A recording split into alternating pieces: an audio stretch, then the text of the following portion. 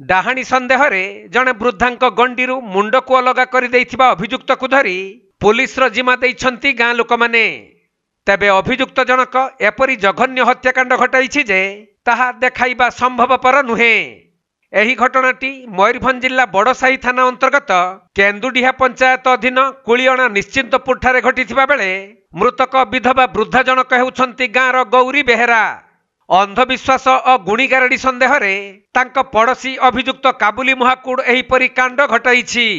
तेबे काबुली एही हत्याकांड घटाइबा परे ग्राम लोक माने ताकू अटक रखी बड़साही थाना को खबर देइथिले।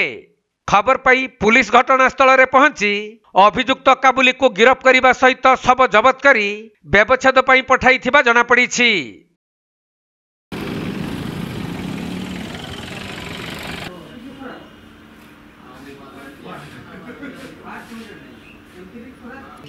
भाई तू थोड़ा जोर से खाऊ ना जा खाई ले काई नो बोले रे असि जो गाड़ी पटे पात्र आसिन तो ना